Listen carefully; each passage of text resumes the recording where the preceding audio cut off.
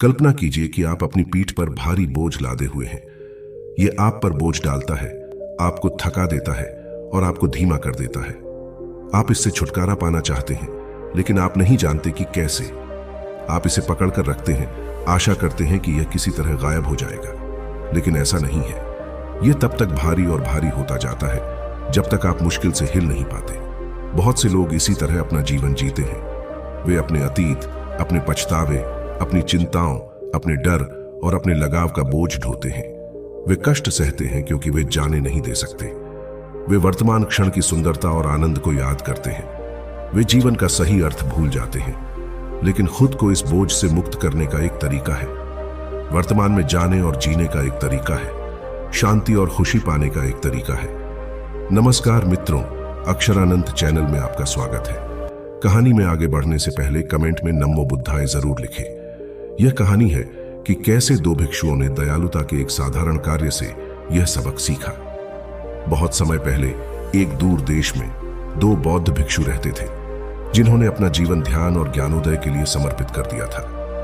वे आचरण के सख्त नियमों का पालन करते थे, जैसे दोपहर के बाद भोजन नहीं करना, आलीशान बिस्तर पर नहीं सोना और किसी भी महिला को नहीं छूना। एक दिन उन्होंने एक प्रसिद्ध गुरु से ज्ञान अर्जित करने के लिए दूसरे मठ की यात्रा करने का फैसला किया। उन्होंने अपना सामान बांधा और पैदल ही जंगल के रास्ते चल पड़े। उन्होंने प्रकृति की सुंदरता और अपने मन की शांति का आनंद लिया, अपने मंत्रों का जाप किया और गहरी सांस ली। कई घंटों तक चलने के बाद वे एक नदी पर पहुंचे जो हाल की बारिश से उफन गई थी। धारा तेज थी और पानी गहरा था। उन्होंने पुल या नाव की तलाश की, लेकिन वहां कोई नहीं था। उन्होंने अपने वस्त्र घुटनों के ऊपर रखकर नदी पार करने का निर्णय लिया। जैसे ही वे नदी के किनारे पहुंचे, उन्होंने एक युवा महिला को देखा जो वहां खड़ी थी, डरी हुई और असहाय लग रही थी।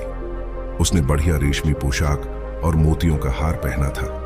वह अपने पति से मिलने जा रही थी, लेकिन उसकी गाड़ी टूट गई थी और उसके पास नदी पार करने का कोई दूसरा रास्ता नहीं था। उसने भिक्षुओं को देखा और उनसे विनती की, भगवान कृपया, क्या आप मुझे नदी पार करने में मदद कर सकते हैं?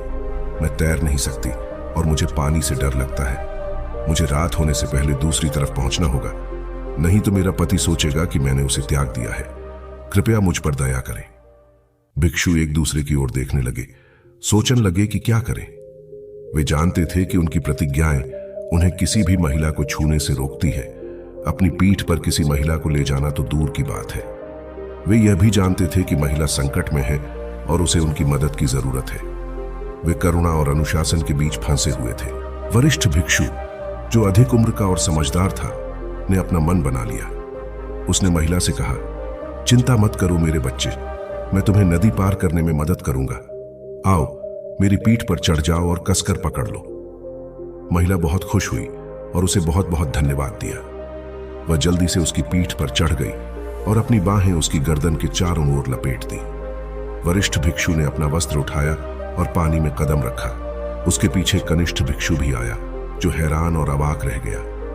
वरिष्ठ भिक्षु ने धारा और चट्टानों का सामना करते हुए महिला को नदी के पार पहुंचाया। वह दूसरी ओर पहुंचा और धीरे से उसे नीचे उतार दिया। स्त्री ने उसे बार बार धन्यवाद दिया और अपने पति से मिलने के लिए दौड़ पड़ी। वरिष्ठ भिक्षु मुस्कुराए और सिर हिलाया, फिर अपने साथी की ओर मुड़े। उसने देखा कि कनिष्ठ भिक्षु अविश्वास और क्रोध के मिश्रण भाव से उसे घूर रहा था। उसने उनसे कहा, आओ भाई, हम अपनी यात्रा जारी रखें। कनिष्ठ भिक्षु ने सिर हिलाया, लेकिन कुछ नहीं कहा। उसने वरिष्ठ भिक्षु का अनुसरण किया, लेकिन उसका मन सवालों और शंकाओं से भरा हुआ था। वरिष्ठ साधु इतनी आसानी से अपनी प्रतिज्ञा कैसे तोड़ सकते थे? वह इतनी खूबसूरत और अमीर महिला को कैसे छू सकता है? वह इतनी लापरवाही से कैसे व्यवहार कर सकता है, जैसे कि कुछ हुआ ही ना हो? क्या उन्हें अपनी पवित्रता और अपने कर्म की परवाह नहीं थी? कनिष्ठ भिक्षु इन विचारों को जाने नहीं दे सका। उसे विश्वासघात और नाराजगी महसूस हुई। वह वरिष्ठ साधु से भिड़ना चाहता था, लेकिन उसमें साहस नहीं था। वह चुप रहा, लेकिन उसकी चुप्पी कड़वी और भारी थी। वे घंटों तक चलते रहे, लेकिन कनिष्ठ भिक्षु ने एक शब्द भी नहीं बोला। उसने न तो वरिष्ठ साधु की ओर देखा, न ही दृश्यावली की ओर। उन्होंने न तो अपने मंत्रों का जाप किया और न ही गहरी सांस ली। उसे न तो यात्रा में आनंद आया, न ही गंतव्य में। आखिरकार वे उस मठ में पहुंचे जहां उन्हें रुकना था। गुरु और अन्य भिक्षुओं ने उनका गर्मजोशी से स्वागत किया। उन्हें उनके कमरे दिखाए गए जहां वे आराम कर सकते थे और खुद को तरोताजा कर सकते थे। कनिष्ठ भिक्षु ने अपना सामान फर्श पर फेंक दिया और बिस्तर पर बैठ गया। वह अभी भी गुस्से में था। वह अब इसे बर्दाश्त नहीं कर सका। उन्हें अपनी बात कहनी थी। वह अपने कमरे से बाहर निकला और वरिष्ठ भिक्षु का दरवाजा खटखटाया। वरिष्ठ भिक्षु ने दरवाजा खोला और मुस्कुराए। उसने कहा, आह भाई, आप यहां, क्या आपको कुछ चाहिए? कनिष्ठ भिक्षु ने कहा, हां, मुझे आपसे कुछ पूछना है। आप यह कैसे कर सकते हैं? आप हमारी प्रतिज्ञा कैसे तोड़ सकते हैं और उस महिला को अपनी पीठ पर कैसे ले जा सकते हैं? आप उसे कैसे छू सकते हैं, उसे देख सकते हैं और उससे बात कर सकते हैं? कैसे आप इतने लापरवाह और गैर जिम्मेदार हो सकते हैं? क्या आपको एहसास नहीं है कि आपने क्या किया है? आपने खुद को और हमें और हमारी व्यवस्था को कलंकित किया है। आपने पाप किया है और आपने मुझसे पाप कराया है। आप ऐसा कैसे कर सकते हैं? वरिष्ठ भिक्षु ने धैर्यपूर्वक और शांति से सुना। उन्होंने कोई रुकावट या बहस नहीं की। वह क्रोधित या रक्षात्मक नहीं हुआ। उन्होंने कोई आलोचना या निंदा नहीं की। उन्होंने बस करुणा और समझदारी से कनिष्ठ साधु की ओर देखा। जब कनिष्ठ भिक्षु ने अपनी बात समाप्त की तो वरिष्ठ भिक्षु ने कहा, मेरे प्यारे भाई, मैं तुम्हारी भावनाओं को समझता हूं। तुम परेशान और भ्रमित हो। तुम्हें लगता है कि मैंने कुछ गलत किया है और तुम चाहते हो कि मैं अपनी सफाई दूं। खैर, मैं तुम्हें सच बताऊंगा। हां, मैंने उस महिला को अपनी पीठ पर बिठाया था, लेकिन मैंने उसे नदी के दूसरी ओर ले जाकर छोड़ दिया। हालांकि आप अभी भी उसे अपने दिमाग में लेकर घूम रहे हो। मुझे बताओ, वास्तव में प्रतिज्ञा किसने तोड़ी है? कनिष्ठ भिक्षु स्तब्ध रह गया। उन्हें एहसास हुआ कि वरिष्ठ भिक्षु सही थे। वह अतीत से चिपका हुआ था, जबकि वरिष्ठ भिक्षु ने उसे जाने दिया था। वह कष्ट सह रहा था, जबकि वरिष्ठ भिक्षु मुक्त हो गया था। वह क्रोधित था, जबकि वरिष्ठ भिक्षु शांतिपूर्ण था। उसे अपने ऊपर शर्म और पश्चाताप की लहर महसूस हुई। उसने अपना सिर झुकाया और कहा, मुझे माफ कर दो। आप बुद्धिमान हो और मैं मूर्ख। आपने मुझे एक मूल्यवान सबक सिखाया है। मैं उस चीज को पकड़कर बैठा हूं जिसका अस्तित्व ही नहीं है। मैं अपना दुख खुद पैदा कर रहा हूं। मैं वर्तमान क्षण को खो रहा हूं। मैं अपना जीवन बर्बाद कर रहा हूं। वरिष्ठ भिक्षु ने मुस्कुराते हुए उसे गले लगा लिया। उन्होंने कहा, चिंता मत करो भाई, तुम्हें पछताने की कोई बात नहीं है।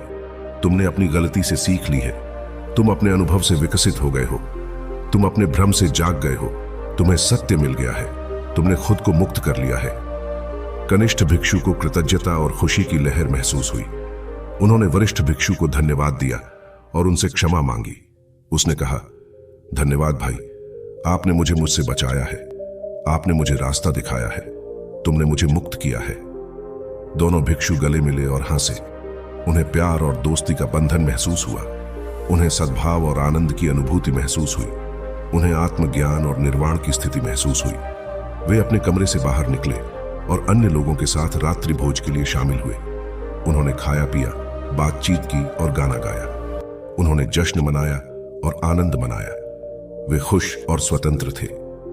यह कहानी हमें सिखाती है कि अतीत जा चुका है, भविष्य अज्ञात है, वर्तमान ही हमारे पास है। अतीत को जाने दो, भविष्य की चिंता मत करो, वर्तमान का आनंद लो। किसी भी चीज से चिपको मत, किसी चीज का विरोध मत करो, सब कुछ स्वीकार करो। कष्ट मत करो, कष्ट मत दो, कष्ट समाप्त करो। स्वतंत्र रहो, शांतिपूर्ण रहो, खुश रहो। अतीत को जाने दो और वर्तमान में जियो। अतीत और भविष्य की चिंता से मुक्त होकर वर्तमान में जियो। यह कहानी आपको पसंद आई हो तो इस लाइक करें, शेयर करें और हमारे चैनल को सब्सक्राइब करें। धन्यवाद।